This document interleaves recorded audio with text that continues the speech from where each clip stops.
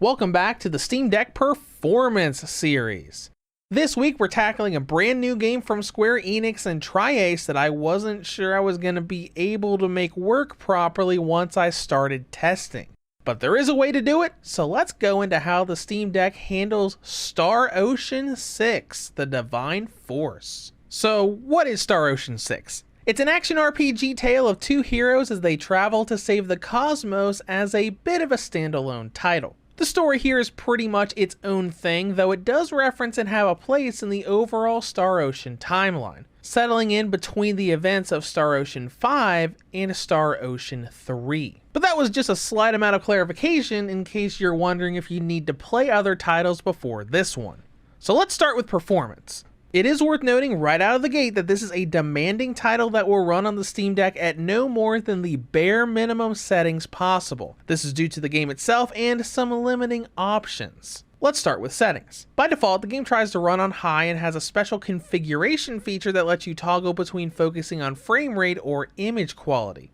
And we're going to get into that feature a little bit later because image quality is going to be a very important thing with this game. Now, if you try to run the game on higher settings, you will find this game's main problem: stutters. This game is not optimized for PC play as well as it should be, and it's shown in stutters and little freezes that will happen for your entire journey. On high settings, you get almost nothing but stutters. Moving down to medium lowers that, but doesn't completely eliminate it. Take it down to low and you will still get stutters from time to time, but it's the best we're gonna get. But this isn't all we have to do. If you really want to crack down on it, we're going to have to go into visual settings, lower the resolution down to 720p, which is the lowest it will allow you to go, as well as disabling VSync for more smoothness, which is more for the frame rate than the stutters. So what does that leave us with? Well, it depends on whether you prioritize image quality or frame rate in that setting we talked about earlier. Frame rate priority looks horrifically blurry on all settings. You will get frame rates up in the 40s and 50s most of the time, but if you don't want it to look like this mess right here,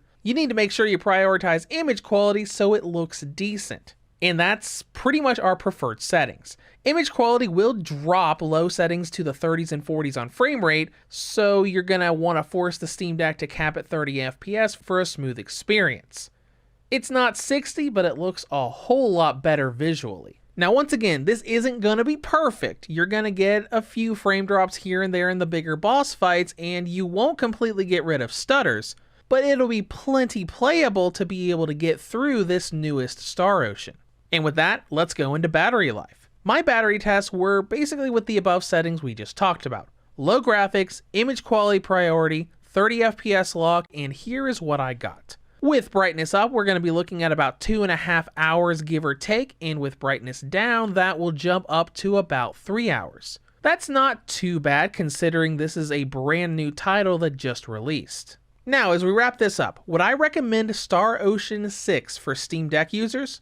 I would say maybe. Even with low settings, it doesn't look fantastic, and unless they patch it, you won't be able to get rid of the stuttering problem on any setting. But if you're okay with having those graphical options on low, you can certainly trek through and enjoy the game. And that's all I have for you today. I'll be back next week with more Steam Deck performance. As always, thank you for watching and have a great day.